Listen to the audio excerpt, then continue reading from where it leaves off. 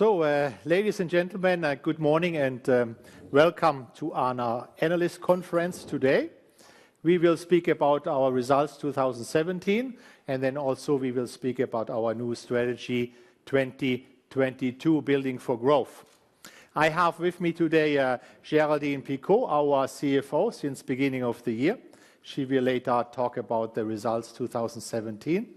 I also brought our new head of the region Europe, Marcel Cobus, with me. And Oliver Oswald, our head of the most successful region, Latin America. Morning. They will both be available for your questions and comments later, and we have some time after the formal presentations. Great.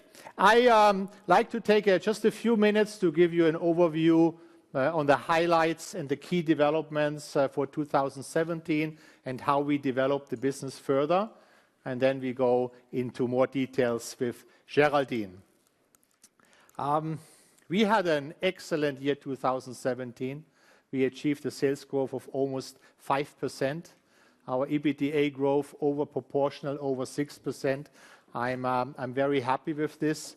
It's a great foundation now to go forward and launch our new growth strategy. If you look in the individual results, you will notice that we have 4 out of the 5 regions with significant contributions to this growth. We have 2 regions, North America and Latin America, with double-digit EBITDA growth. We have Europe with a good EBITDA growth, and we expect much more to come from Europe for this 2018 and the years to come. And we also have Middle East Africa with some growth in EBITDA. Asia Pacific is the only region which didn't contribute to the growth. However, here we have a different picture. We have a huge growth in India, while we had a challenging situation in Southeast Asia. So I'm very happy with the results. I think it's a great foundation now to launch the growth strategy, where we want to not only grow our profit through efficiencies, but actually from real above market growth going forward. We have reassessed our asset base. Géraldine will talk about this. I think I'm happy she did a good assessment of the situation and came up with an impairment which is a significant size, but ensures us that we don't have this discussion going forward, and we have a clean and lean enough balance sheet going forward. So I'm happy we have this as a start for the new strategy. I think it's fair to say we have the merger completed. The biggest positive outcome for me is that we have very strong country positions. By merging the 2 companies, we have really leading positions in the US, in Canada, in quite a few Latin America markets, Southeast Asia, India, we are number 2. In Europe, we made very good merging here, the 2 asset space, and this is, honestly speaking, I'm very happy and very positive looking into the future with this. We talk about the strategy in a moment, about how we're going to generate growth, both on top line and bottom line. And maybe just to conclude the intro, we are very positive for 2018. We're going to have a good market environment, and we are confirmed to further growth of our business 3 to 5%. And an over-proportional operating profit of at least 5%. I think with this, I'd like to hand over to Géraldine. She will give you more details on the results, and I come back then with the strategy. Thank you, Jan. Good morning, everyone.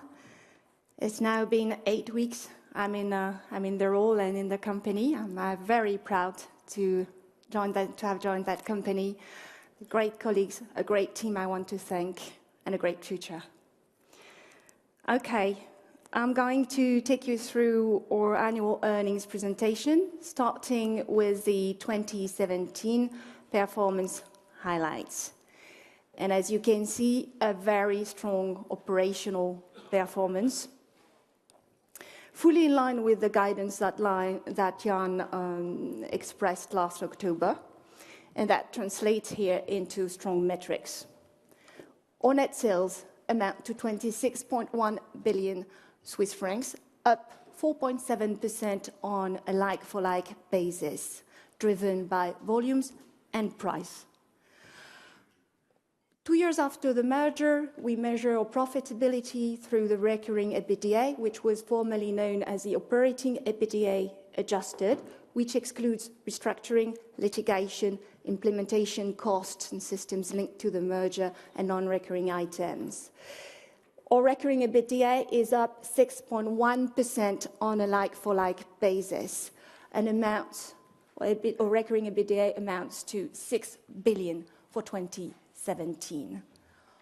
Our earnings per shares, that for the sake of clarity we present here before impairment and divestment, is up 11.9% at 2.35 Swiss francs per share. Free cash flow stood at 1.7 billion for 2017. If I now move on to the sales, you can see here that overall our sales are down 2.9%, and this is under the effect of the divestments of 2016 and 2017 that produces a negative scope effect, a scope out effect of 6.5%. We have also a negative effect coming from the Forex for 1.1%. But most important is a like-for-like growth, constant scope, constant rate of 4.7%. That has been driven by cement volumes and pricing dynamics. If I now turn on to the EBITDA, the recurring EBITDA, and for the record, operating EBITDA adjusted has been renamed recurring EBITDA. It is basically the operating profit before depreciation and amortization and before non-recurring items. It does include the sales, the operational cost in the normal course of business, and also the group share of net income of our joint ventures. And into this category, you can see our joint venture Huaxin, that is a scope-in effect for 126 million Swiss francs. You have also the scope-out effect of the disposal for 323 million Swiss francs and a negative Forex impact of 106 million Swiss francs. Now, focusing on the like-for-like growth of our recurring EBITDA, that amounts to 343 million Swiss francs, you can see that it benefited from both a volume contribution of 65 million and also a price over cost, or ability to overperform, to be over the cost inflation and the energy, and to generate 278 million Swiss francs. If you look at the world map of where our sales and recurring EBITDA stems from, you can see here that basically all regions contributed over 1 billion to the 6 billion of EBITDA, recurring EBITDA of the group, from all the regions. If I go into the regions per se now and start with Europe, you can see here that Europe posted an increase in net sales, volumes, and actually also recurring EBITDA. You can see even that the recurring EBITDA here is growing higher proportionally than the sales. So that's, I think, an important fact to note. And where does it come from? It comes from the strong contribution of Eastern Europe, Russia, Poland, also Romania. In France, it's worth to note that there has been an improvement on the market condition, starting on the second half, accelerating in the Q4 with an upturn in the housing, and that helped also associated to the revision that we've done of our industrial footprint, that helped also to boost our profits in France with higher utilization of our plants. Switzerland has been a bit difficult. We had a more challenging market with the end of large infrastructure projects. In the UK, I want really to highlight the performance of our UK operations. because we have a strong exposure there to our downstream segments, such as asphalt and constructions, that is basically helping us to deliver both a robust performance and also to build a resilient business. If I now turn on to Middle East Africa, it's important to note that Middle East Africa is a region that brought to the group more than 1 billion of recurring EBITDA. Strong contribution, actually, of Algeria in the 2017 recurring EBITDA of the region. And this, despite a more challenging environment due to a weaker cement demand in Algeria, notably in Q4, where we turned into an oversupply situation in the market. But we reinforced our commercial differentiation, and we also adapt our cost base in Algeria. In Nigeria, we recorded a strong performance for the year. We doubled our recurring EBITDA in Nigeria. And we also continued actively our cost measures by adapting our plants to use alternative fuel usage, also optimizing the logistics setup. In Egypt, there was a lot of cost pressure on our margins, but we grown in terms of sales on the back of our export strategy.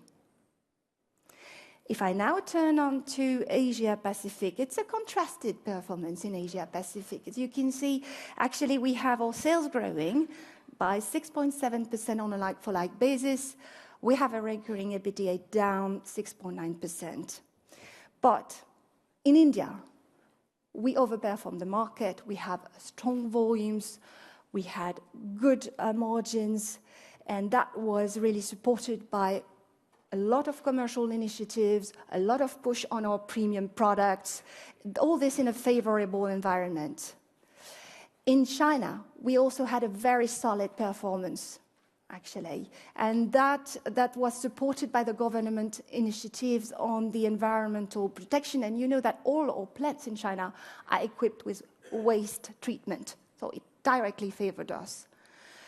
In Southeast Asia, the conditions were more challenging, and we had a lot of inflationary cost pressure in Southeast Asia. But it's to be noted that in Indonesia, we have the resumption of provincial and municipal projects. If I now turn on to North America, and 2017 in North America was again a very strong year. We delivered nearly 1.5 billion of recurring EBITDA.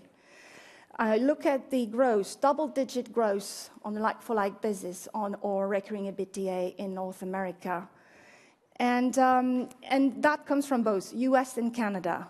In the US, the volume trends really improved on the last quarter of the year. And our cement and aggregates operation benefited for an overall pricing effect throughout the year. We continued to work on cost, notably in terms of logistics.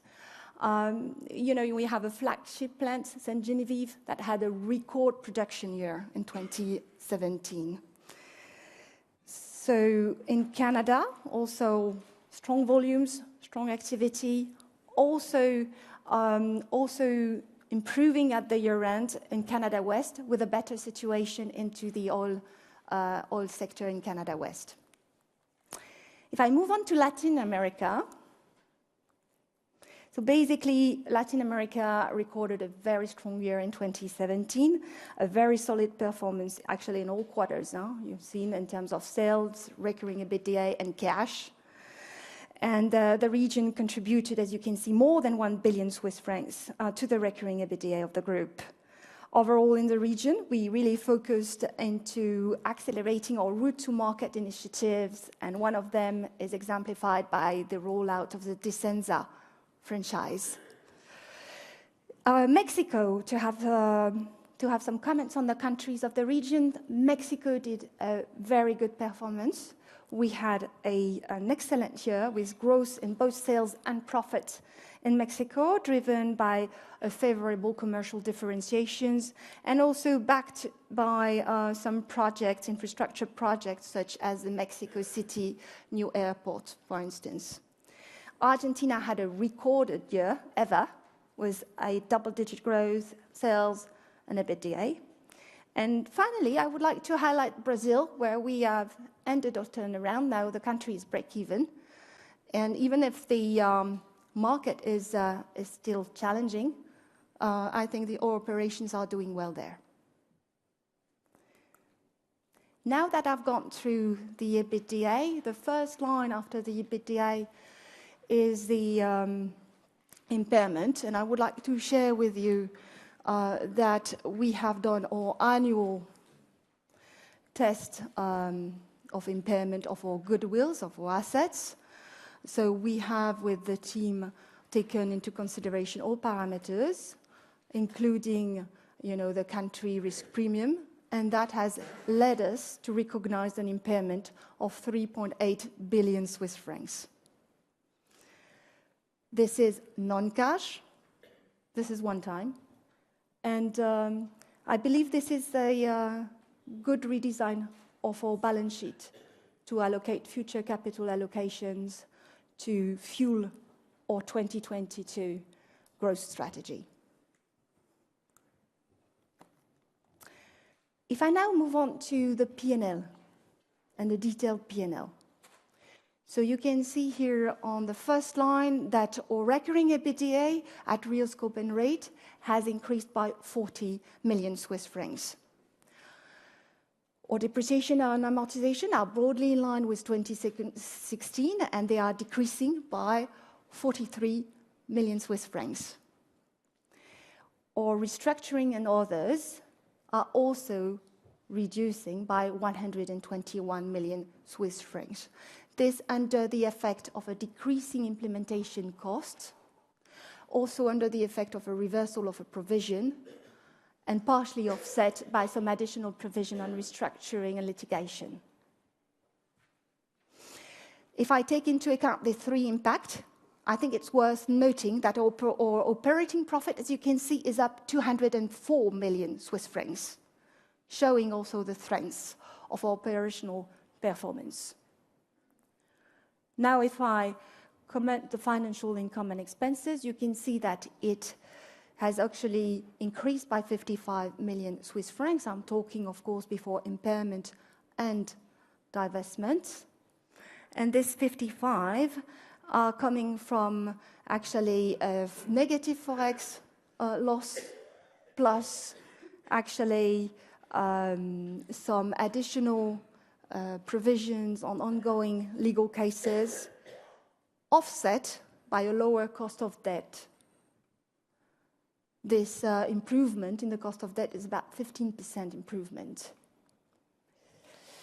If now I continue, you can see that our income tax rate is 30.5% before impairment and divestment, and it is up 1 point compared to last year. So that leads us to a reported net income of minus 1.7 billion to be compared to plus 2.1 last year. If we look at it before impairment and divestment, which we should do, then you can see it's flat compared to last year. It's basically that the impact below the operating profits that I just mentioned are actually offsetting the good operational performance of 204 million that I've just commented. Finally, if I go to the non-controlling interests, you can see that basically it's decreasing by 154 million Swiss francs, and that comes from the scope impact of the divested subsidiaries. It comes also from the fact that even if India has performed very well, it has been partially offset by the performance of our subsidiaries in Southeast Asia. So overall, at the bottom, you can see that we up 12% on an earning per share basis at 2.35 Swiss francs per share. If we compare our free cash flow generation to last year, you see that we are overall at the same level. And this is clearly also an area of focus for 2018.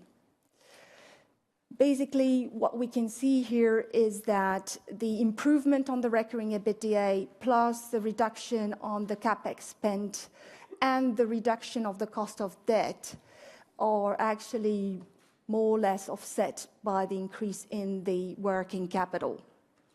And that is really an area of focus for the company for 2018.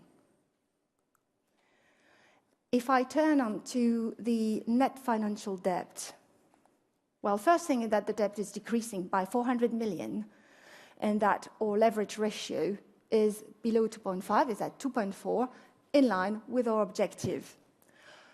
In the detail, what you can see is that our free cash flow, as you know, is 1.7 billion, that our disposals, the cash flow issued from the disposals amount to 1.3 billion, so in total 3 billion of cash generated that has been used to fund the dividend to our shareholders of 1.2 billion, and also that has been used to fund the share buyback program up to 500 million Swiss francs. You can see a negative forex impact here of around 378 million Swiss francs. That mainly comes from the appreciation of the euro against the Swiss francs, about 9% during 2017. And finally, if I now conclude to and give you a little bit of an update on our dividend and our share buyback, our board will propose to the next AGM the distribution of 2 Swiss francs per share, in line with last year, as a dividend. And we have decided to actually discontinue our share buyback program in order to fuel our growth and our 2022 growth strategy. With this, I hand over to Jan, and thank you again for your attention. Thank you. Okay, I think with this we go into the strategy. Exciting new strategy, and I first will share some of the information on the markets with you, that we are actually in a growing market. Building materials is maybe the single biggest market in the world, and it's also a growing market, driven by 5 mega trends you see here. Easy to understand. We have population growth, another 2 billion of people in the next 30 years or so will need housing and so on. Then all these people will move into cities. We have the urbanization, which requires much more LafargeHolcim products than the countryside, from high-rise buildings to bridges to tunnels, all the infrastructure, to hospitals, to ports, to roads. So we have a huge mega trend going for us. Population growth, urbanization will lead to a market growth of 2 to 3% for us, and clearly ahead of GDP. So we're very excited with this, and it's also clear for us that we need to be with a growth strategy in such a market, and even have to use our stronger market position compared to competitors to grow our business above the market. When you look at cement, a bit more specific, this is the cement forecast. Also here, while the cement volume will not necessarily increase much in Switzerland, we have many, many markets in Asia, India, but also in North America, Latin America, and parts of Europe and Africa, where we have a significant growth in cement demand, and we are very positive here to participate in this.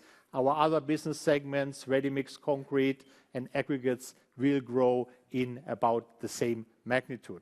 So again, very positive markets. If you look a little bit about the overall overview, so building materials is a 2.5 billion market globally.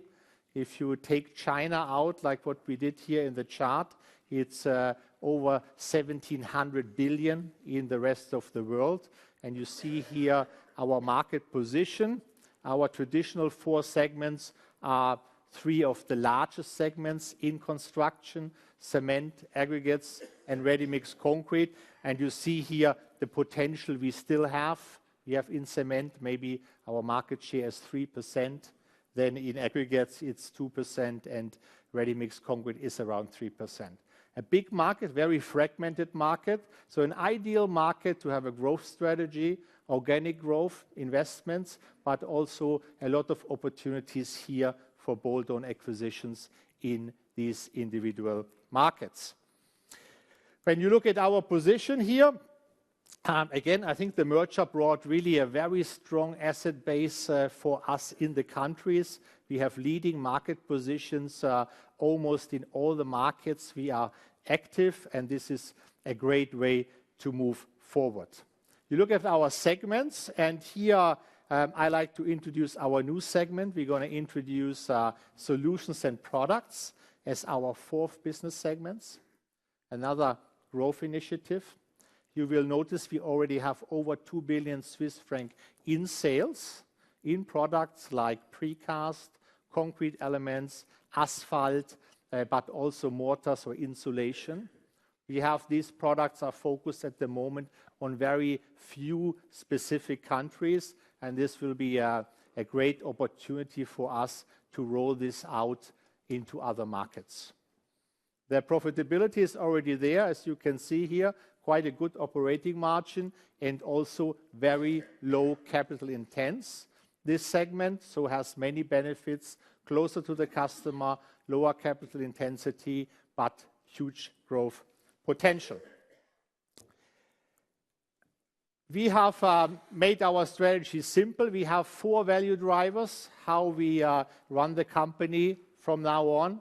The first one is growth, and we talk about the growth strategy in a moment.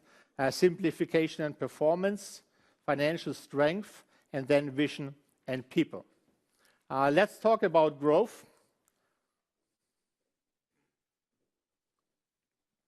So we have seen we have a growing market, and we are going to shifting our strategy now more towards growth. As you know, we have already seen a good growth in 2017 with almost 5%, and we want to continue at a similar pace. How are we going to do that? We will have many more agile strategies in the markets, especially in aggregates and concrete. We haven't been investing much in the past. Here we want to be more agile in the markets. You will see bolt-on acquisitions. You just saw one from us last week in the UK. We bought a very exciting aggregate business to complement our own operation. This was, I think, the first bolt-on acquisition in around 4 years we have done. So this is a starting point, and you will see now many more bolt-ons coming in the future to accelerate our growth and our margins in our markets. We will want to focus more investment, but on less markets. We have some very exciting growth plus markets, how we call them. So we have a great situation in the US, but also many markets in Latin America. We have great opportunities, Philippines, India, in selected African markets, but also in Europe, as just the acquisition in the UK has proven. So we're very excited to invest more into our business again, but into selective markets. You have seen our announcement last week in India. We're going to have a new cement factory coming up. India is our second biggest market, and the cement consumption will continue to grow over the next 20 years. So we're very excited to have here an organic investment to further grow the business. We have then for strategy a quick introduction, the fourth business segment. We have not really talked about this in the past. It's already there. More than 2 billion Swiss franc in sales, good profitability, good return on capital, and it's, as you can see here, we talk about mortars, we talk about concrete products, precast products, asphalt, and also we have quite a business in contracting and services. All these businesses are focused in a few numbers of markets at this point, and we are very happy going forward to make this an additional growth platform for LafargeHolcim. If we talk about simplification and performance, we have already started with this. The company is at the moment must be leaner. We want to be more corporate light, and we have to focus more on the countries. We have done already the first steps. We are now 35 of the countries are reporting directly to the group management compared to 20 before. We have already merged 2 of the business functions in the group management into one, all with the same goal to be more market-focused and be less corporate-heavy. This all will come out with a cost-saving program on SG&A, which will be in the magnitude of 400 million Swiss francs. We will complete this program already in Q1 next year, and this will be on corporate level, regional, but also in the countries where we believe we have too many duplications, too many resources, but also too heavy structures here going forward. On the performance side, we have a couple of challenges which we gladly take for the future. We have already aligned our KPIs, our incentive systems fully to the new strategy, and also we have empowered the countries fully. They are the profit and loss leaders, and this is how we want to run the business.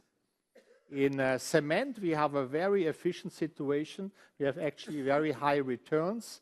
In aggregates and ready-mix concrete, we are actually lagging behind the competition, which you can easily see if you compare our numbers to some of the regional or also global competitors. And here we take the challenge to close the performance gap. Financial strength. I think important in our business, global business, this size, capital intense in cement, it's very important to have a very sound financial policy. And these are the 4 principles how we want to focus here on capital allocation and creating a financially even stronger company. On the return side, you have seen we are keeping the dividend at an attractive 2 Swiss francs. We also want to, in the future, grow the dividend together with the cash flow. We have on the balance sheet, we just made a big exercise with the impairment. I think this is a technical one and a very good one going forward for us. Investment rating for us is a must. We want to fully support all the requirements, what we need to fulfill. I think on the divestment side, I said we want to focus more investments, but on less countries. That also means we have maybe 2, 3, or 4 markets where there's a better owner, and it will not be us. So we have set a target of divestment in the magnitude of at least 2 billion. We want to complete that also in the course of this year and have signed divestments in the first quarter next year. On the investment side, you have seen 2017, we came out below 1.4 billion Swiss franc in investment. That's maybe a record low level. We will allow in the future for some more organic investments to grow the business. However, it will be kept with a strict ceiling, which we announced today of below 2 billion Swiss francs. Our business is a very local business, very decentralized. We are working in the countries with our factories, supply chains, mostly local customers, and the most important part of our business are the people. So our one of the 4 value drivers are vision and people, and here is clear we have to build the right culture for performance, for integrity, for trust, and for teamwork. Our targets we have set, we go forward with a profitable growth strategy. Sales growth should be 3 to 5% year on year from now on. We want to grow the profitability over proportional. We commit to a minimum floor of 5% in EBITDA growth. One big area is the cash conversion is important, is too low at the moment at 28%. So we set the target to bring this up to over 40%. And then all this will come to a return on invested capital to over 8%, where we closed 2017 with 5.8%. So you see we have a sound strategy, clear drivers, and also clear target setting, fully aligned here with all the country plans and also with management remuneration. The team we hit the floor really running. We are in the middle of introducing the strategy. The organization is already in place. You see my team here. I made quite a few changes. We have 2 new regional managers for Europe with Marcel and René for North America. We have Géraldine on board beginning of the year as our new CFO. And also here we have digital and sustainability as direct reports for the first time.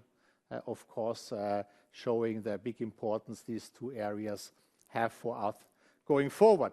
We look into the implementation. Again, what we present today has been already in the making, so the organization is already in place.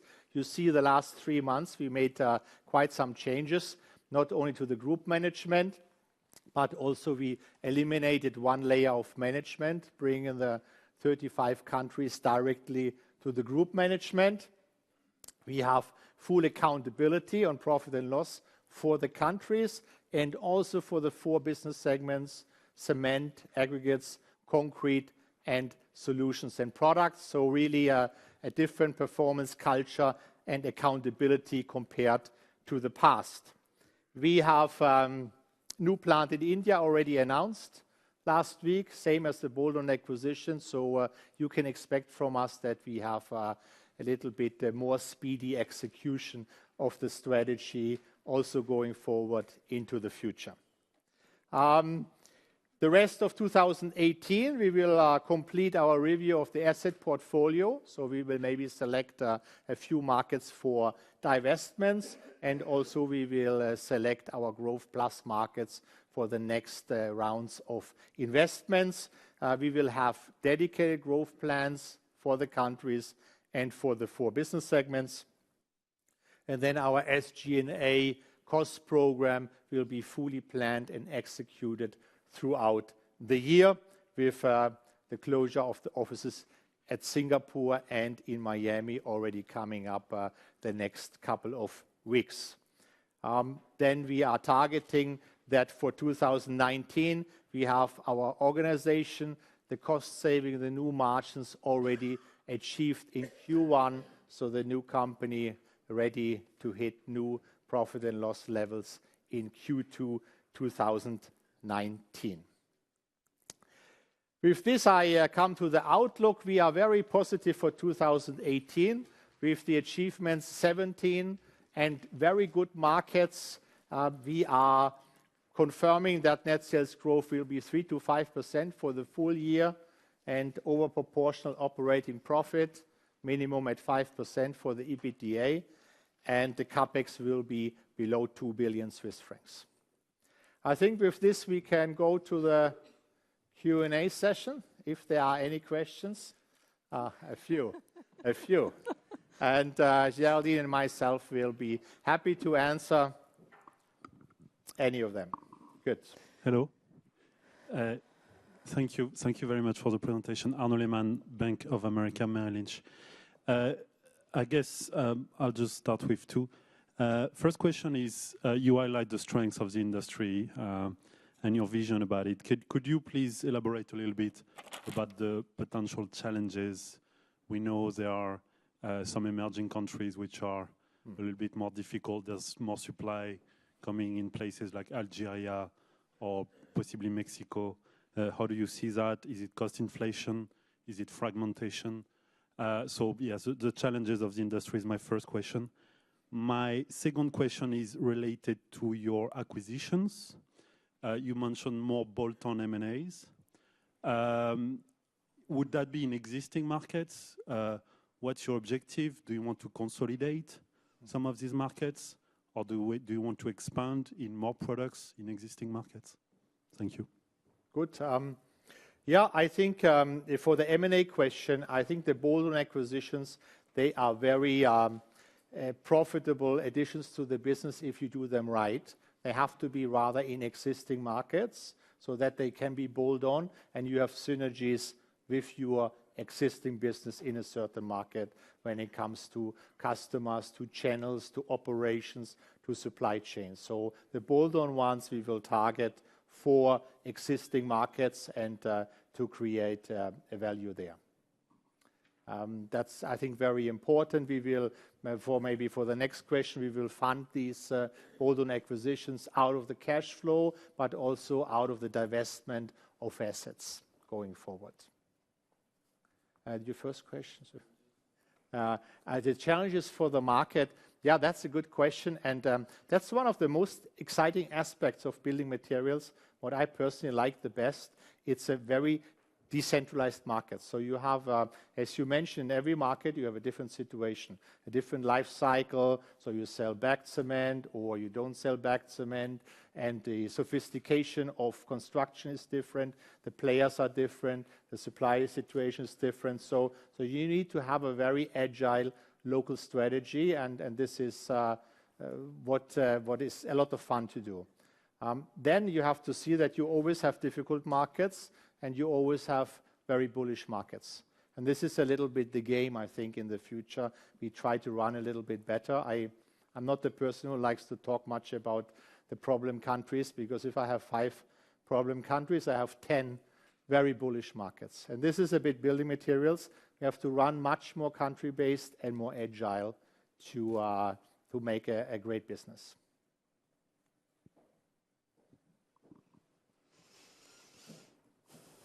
Good morning, Nabil Ahmed from Barclays. Thanks for taking my questions. I got 2 actually, some of them related to Arno's question. First one on divestment. Could you share a little bit your thinking about it? I mean, is it going to be purely opportunistic? Are you looking to dispose some assets that are making less sense from a strategical standpoint? What sort of financial criteria as the management team is going to look at when assessing divestment opportunities? And second question, maybe on this new division, solution and products. Are you going to stick to the products you mentioned that are in there, or is there adjacent products or services that you think might fit well, and that's the key areas of expansion for the group in the future? Oh, great. I think for the divestments, what we will do in the future, we will be very value focused. So we don't make the classical portfolio analysis and then we say we're selling the dog and we are raising the star. I think it has to be related to the value of the business. We are valuing every country, and if we are selling anything, it has to be above our internal value. So we are not in a hurry. We are in a good situation. And it will not be a massive sales off, but I think the 2 billion we want to achieve for Q1 next year, but value-based. We're not selling cheap. We are selling to generate and unlock some of the value we have in the assets. Huaxin is a great business. It's a great business. No plans to sell it.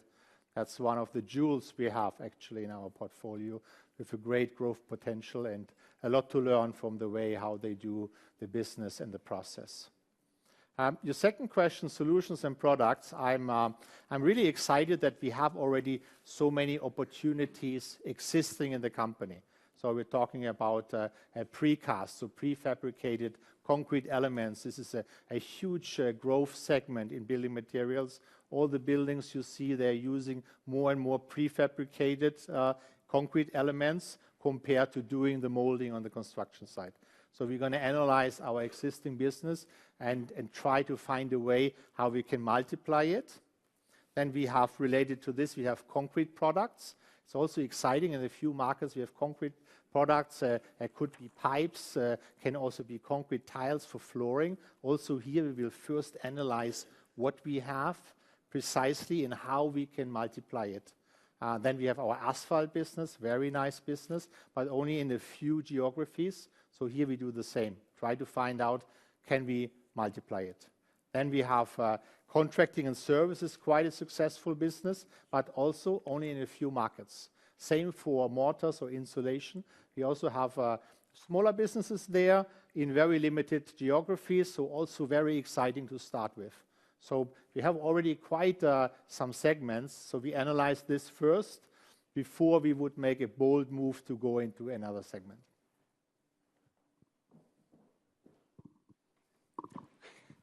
Morning, Jan. Phil Roseberg from Bernstein. Just a couple of questions on your guidance and targets, please. If If I've understood correctly, you have the 400 million of SG&A savings that you will implement over, well, certainly, hopefully in the next sort of 12 months or so. That already gets you to almost the guidance that you're giving of 5% growth in EBITDA. So what are the components of that sort of at least 5% in terms of savings and in terms of markets? That's the first question. The second question, again, linked to that, I noticed that your target's going out. It's quite brave to have growth targets, absolute growth targets for 2022 when the cycle could change. I mean, that's a big commitment. But you know, we'd like to understand what sort of element of scope you have in that. You've mentioned 2 billion of divestments that would come out of that number, but what sort of investments are you likely to make within that sort of envelope? Maybe on the margin side, Phil, I didn't want to take away all the work from you, so we said, we said we make a minimum of 5% EBITDA growth. So it's up to your modeling what you think is realistic, but we commit to a minimum. I think in general, our new strategy is about execution and delivery. You know, I don't want to stand here and promise another set of amazing numbers. I want to, what I tell you today, will be delivered. So the 400 million will be delivered and down to the profit and loss, down to the bottom line. And I think that's key. And so 5% is the minimum. If you think we can do 6, you can do 6 in your model. The divestment and investment, that's a good question. I think we will start now to see more agility with our organic investments.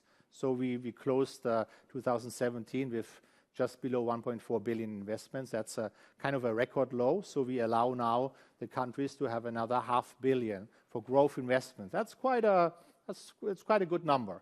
So we feel comfortable with that framework.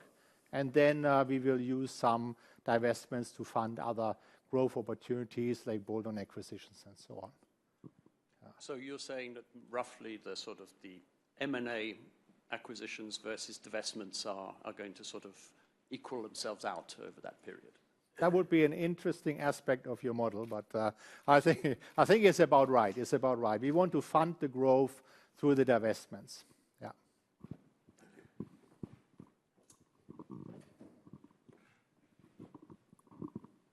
Thank you. Gregor Kuglitsch from UBS. A few questions. Can I come to the sort of the new segment, which kind of isn't new, as you said? Can you give us a sense, kind of as you see the business, say in 5 years' time, how important this will be? Will this become a substantial contributor in terms of the percentage of the pie? Because obviously right now it's relatively small. And then related to that, from a management perspective, I think you're going to a country management basis and less a product basis. But obviously there's traditionally always been the conflict that the country managers focus on their cement business because that's where the asset base is, and then they kind of neglected ready-mix, and I think you kind of mentioned that, and perhaps the downstream. So I want to understand how you're going to incentivize that the downstream and the ready-mix is properly run and actually generates the return that it should do. Can I just answer first? Please. So, yeah, that's a good observation. So obviously, solutions and products, again, I'm very happy it's already 2.1 billion, so it's not a small business, and we want to grow this, of course, faster than the rest of the company with using these segments we have as a growth platform. So depending on possible acquisitions in that field, I cannot give you a number today, but the target is to make it a full leg of the company like aggregates or like ready-mix concrete. Then I'm glad you asked about the leadership. Is clear. Cement is and will be the biggest business segment for us also in the future. However, we want to have a dedicated leadership, so we're asking the countries to have separate general managers for cement, for aggregates, concrete, and for solutions and products to make accountability and ownership clear. Thank you. Maybe one just on 2018, because you obviously commit to like-for-like EBITDA guidance of minimum 5%. Can you give us anything you want to flag from a technical perspective? I think there's a bit of M&A coming out, FX, just so that expectations are properly set. The scope out effect for 2018 is really minor. It's about 15 million Swiss francs. 50? Yeah, 15. And then finally... And then there will be acquisitions, there will be the plan rolling out, there will be some scoping. Yeah.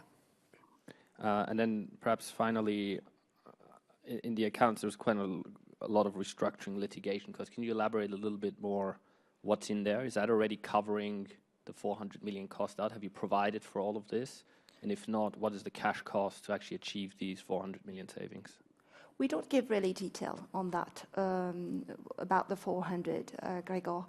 Actually, we have, you're right, we have provided for additional provisions in Q4. That's correct.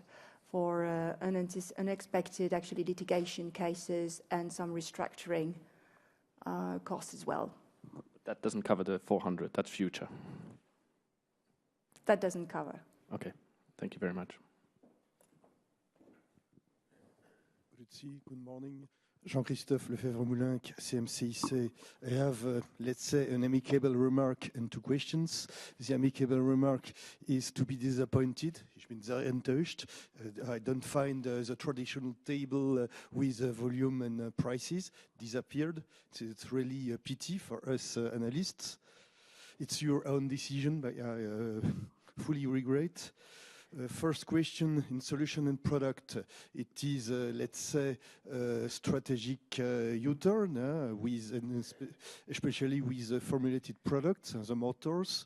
Will you grow only by external growth, or will you also use the existing capacities, notably with the laboratory of Lafarge in Lyon? And the second question is the difficult countries you mentioned, so Egypt, Iraq, Malaysia. Could we have more flavor in terms of volume, prices, and also costs in 2017 and maybe in the outlook in 2018? Thank you. Vielen Dank. I'm glad you have interest in our volumes and pricing, but you find this information in the press release. We have still per region, we have volume, prices, everything is there. Only per region. Yeah, but that's good. That gives you a good indication. I'm honestly, we had this question before on the markets. You know, I think our building materials, we can talk about Egypt forever. Fascinating country, many possible outcomes. But I think to stay on the strategic level, for me, it's more important to look at our drivers going forward and the overall picture before we start talking about individual countries. This might be very interesting, but it doesn't help the overall picture. That's what you're also going to see from me in the future, I'm afraid. I will deliver my results. We can talk about everything, but I'm not a big fan of micro-market reporting.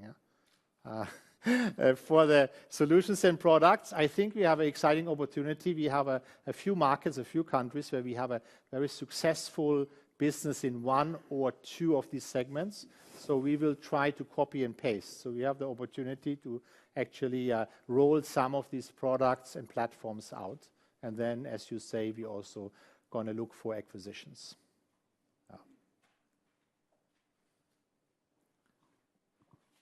Good.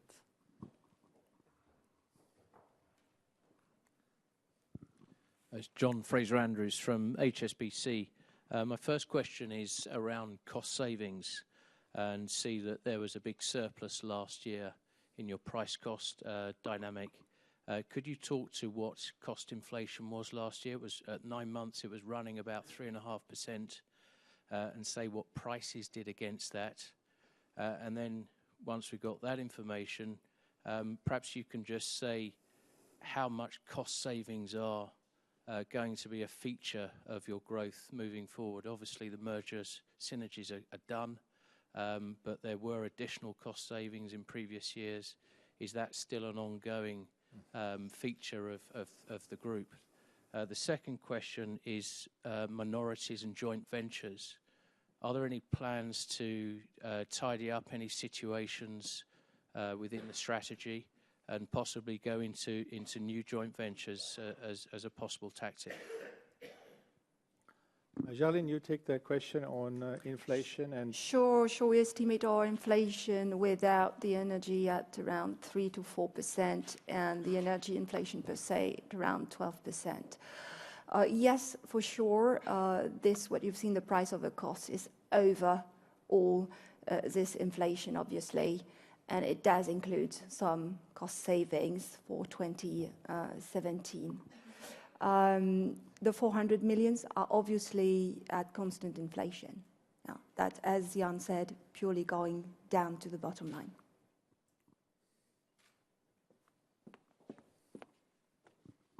So the other parts of that, the costs going forward, and I think because you will see us, we're going to run a much tighter ship in the future. We have already delayered the company with one layer. We commit to 400 million. You will see at the bottom line.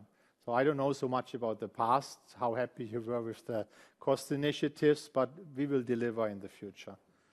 Maybe one remark on caution on the inflation. All this, I think it's very important to look at each individual market, pricing, demand, supply, inflation, special efficiency programs. It's a bit a box of different factors who then determine your margin.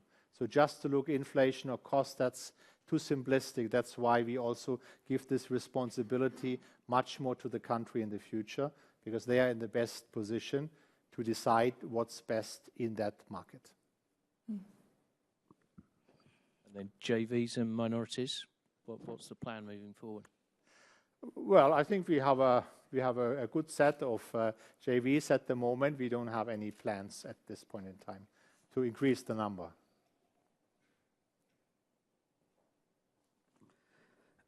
Thank you, Ephraim Ravi from Citigroup. Couple of questions. One on the free cash flow conversion to recurring EBITDA, 40%, that target. Can you give us the components of that? Because if you assume a 5% EBITDA growth, it almost assumes that there will be no increase in working capital in absolute terms to get to that free cash flow conversion. So what are the implied working capital? And obviously, you've given the CapEx assumption. The second question on those new solutions and products business, you say it is going to be very low capital intensity with solid margins. Can you give us a sense as to what would be the ROCE of that business alone? I know you don't give ROCE by division, but because this is a new thing, it will help us sort of model it out and get to your 8% ROCE target, in terms of, it'll add credibility to the target if you give us the ROCE number on that. We will come with a number, but later in the year. We are not in a position to share now a detailed plan for this. But it's much lower. You can benchmark with other companies in these segments, maybe if you want to model it or something. But to be on the safe side and on the delivering side, we come with this on a later stage. On the cash flow conversion, maybe as Ram, yes, we plan to have actually less restructuring, litigation, and all these costs that will help, of course, the cash conversion, to continue our efforts on working capital, and actually to continue our efforts on the tax expense and also on the financing expense. So that's going to be the way to get to the 40%. Thank you.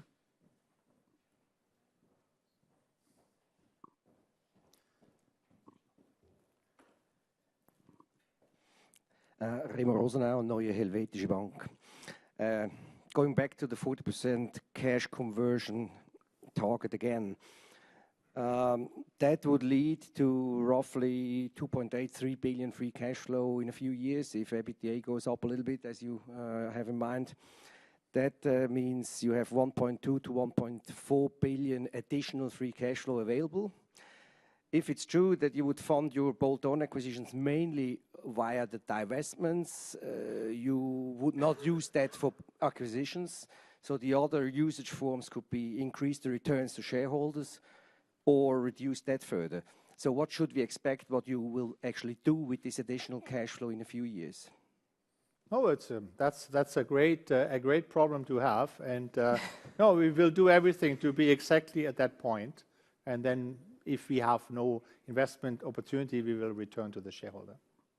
And what about the debt level? Are you happy to keep it where it is, or should it, still go down a bit more? We want to, as Jan said, we want to keep our investment grade rating, and that's key to us. So that will be the constant measure to our level of debt, basically. but you have not any target anymore as in the past with net debt to EBITDA multiple. We don't guide that anymore, I'm afraid. Yeah, we're pragmatic. Then a totally different question on North America. I mean, volumes are not growing that much anymore, but profitability has been increased nicely. Is the market back on import modus, i.e. if local capacities are fully used, so they need to import again, you need to import again, which of course usually should help the pricing further?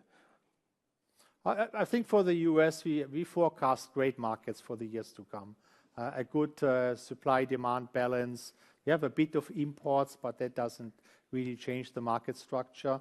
We are the market leader in the US. We are very bullish about the US. And with the US, we also have to consider that the infrastructure has not kicked in yet. So we have still 7 years of bottoming out in the infrastructure spending. Something has to happen. We have these 50 big projects which were already in the election program of the current president, and at some point they have to fly. And so the market in the US, I see very positive for the years to come. So solid outlook on volumes and pricing. Yeah. Thank you.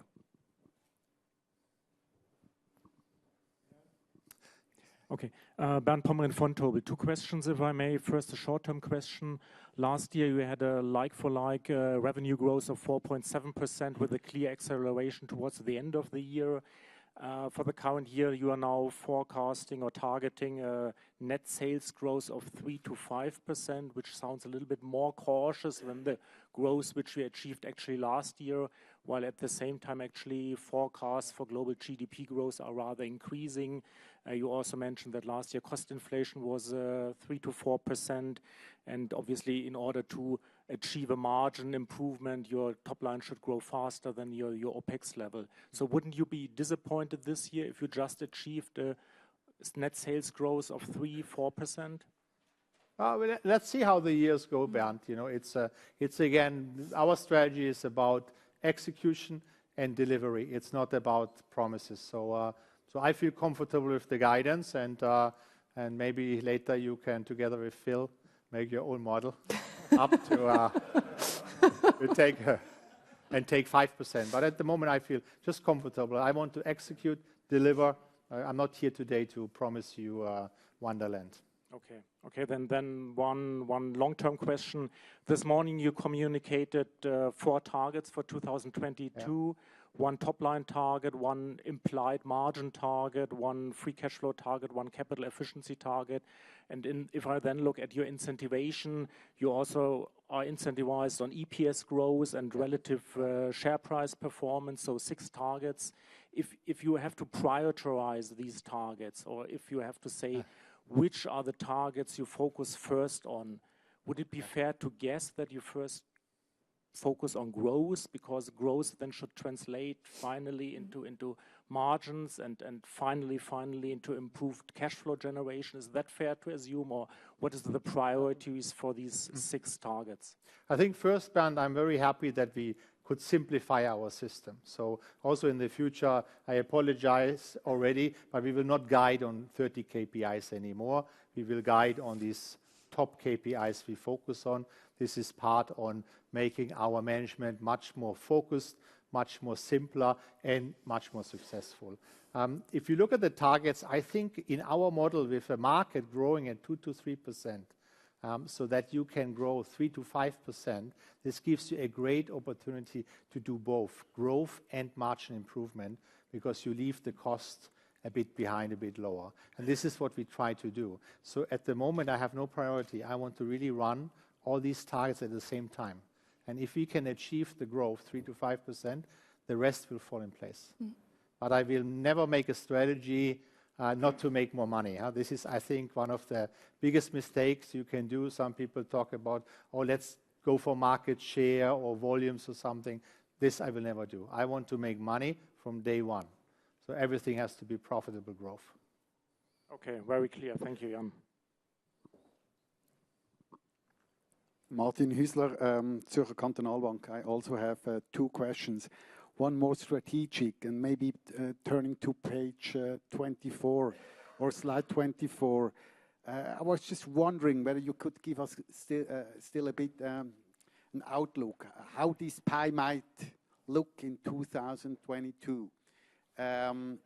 You were mentioning that solution and products should increase its size, but maybe also a bit if you look at the margins at the moment. And overall, we have 23% EBITDA margin 2017. Where could this margin go to into 2022, and which pieces increase their margins most? Well, if you look at the 4 business segments, I don't give you the mathematical answer, but if you look at the 4 segments, you have to be very happy with the cement business. It's running at a high margin. Doesn't mean we cannot further improve it, but we will further grow the business like we have done in 2017. You will see that going forward. Just invest into a new factory in India. So you will see this high margin business continuing to grow. On aggregates and concrete, we have a different situation. I'm totally unhappy with the margin we make. I think we have undermanaged that business, especially on a local market level. So we are now appointing local profit and loss leader, local owners of this business, because the margin is not acceptable if you benchmark with other companies. And also at the same time, the growth is also not acceptable. We are not growing in concrete. We are not growing in aggregates. This is the wrong direction. We have to come back, invest in new sites, do brownfield investments, have bolt-on acquisition. These are 2 very attractive segments, and many companies are very successful, and I want to bring us to that point. But this is growth and margin, and I think a big part will come from leadership and also from the willingness to invest. It's actually ready-mix concrete is not capital intense, but we have to have more plants, more mobile plants, and all of this.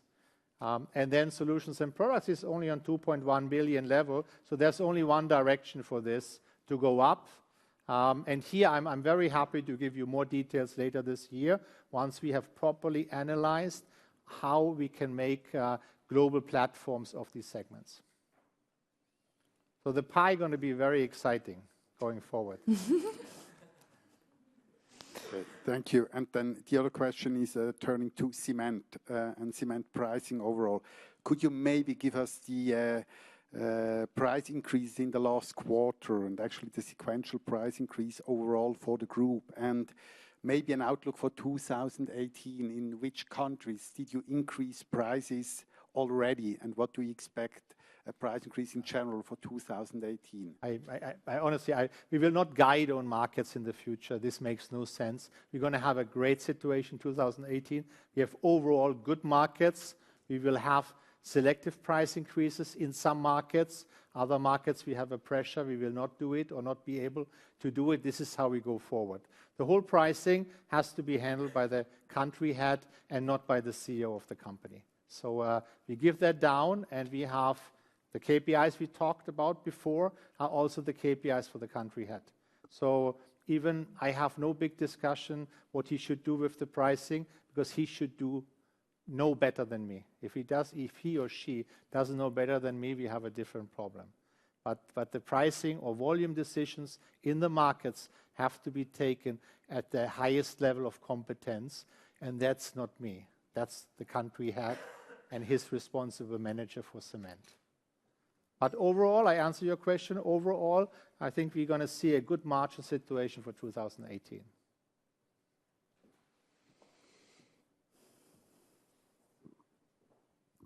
Hello. Sorry, two follow-up from Ms. Arnaud Lehmann, Bank of America, Merrill Lynch. Firstly, on your ROIC target, I think you said above 8%. Could you please give us the starting point for 2017? And obviously, does it include the write-downs? I guess it does. And by the way, do you think 8% is good enough? You're slightly above your cost of capital. And so can you make more? That's my first question. My second question is on CapEx, referring to your predecessor, Mr. Olsen. His strategy was to say, well, there's already quite a lot of oversupply in many parts of the world, so we'd rather move cement around, build grinding stations rather than clinker capacity. you seem to go away from that a little bit and go back toward more clinker capacity. I appreciate you cannot, sometimes it's inland and grinding or trading is not always possible. But yeah, could you please elaborate a little bit about that? Because there are still a lot of places where oversupply is in place. Yes, but I think it's a mistake to talk about clinker on a global level. You have to talk, clinker doesn't travel much. So you have to talk clinker capacity or demand-supply ratio on a local level. So for example, India, if I make a global rule now, we have enough clinker capacity. It's true maybe for the group, but in India we don't have. So in India we have to build a new cement factory to participate in the market growth, and we're going to have a great return on capital on that investment. So we have to look market by market. It's the same as the pricing. You will not see me talking much about this demand supply. You cannot talk about this on a global level. You have to go market by market, and this is what we're going to do in the future. For the return on invested capital, I give over to Géraldine. Just a comment, we don't say 8%, we say above 8%. And Phil will give you the exact number later in the break. So on 2017, our return on invested capital amounted to 5.8%. And about your point on the impact of impairments, it's really minor. It's less than 20 basis points, actually. Really what's going to drive it is going to be your future profitability or recurring EBITDA. That's all about it.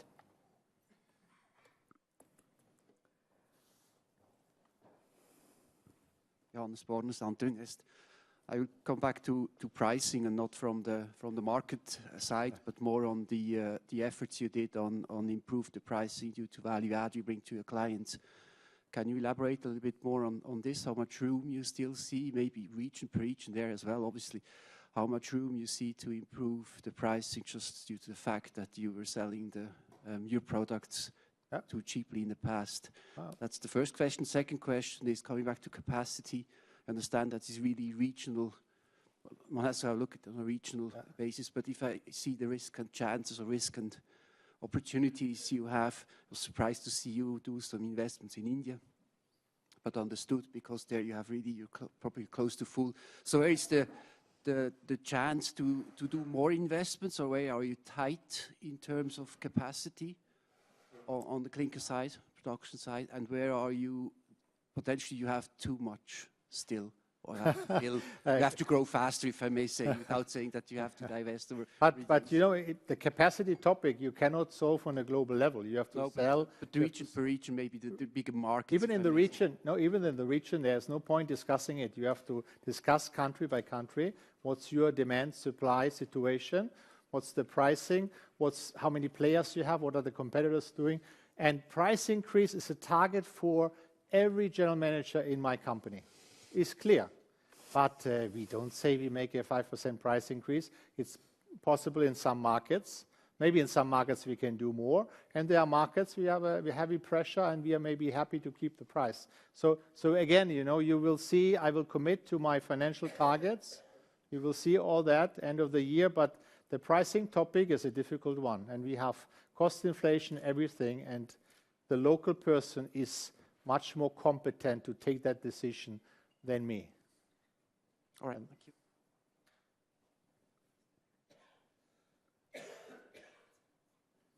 Good. Thank you so much. We have no more questions at this point. I think we invite you for some food and drinks, and then we have more opportunities maybe to discuss the one or other topic. Yeah. Thank you so much for joining today. Thank you.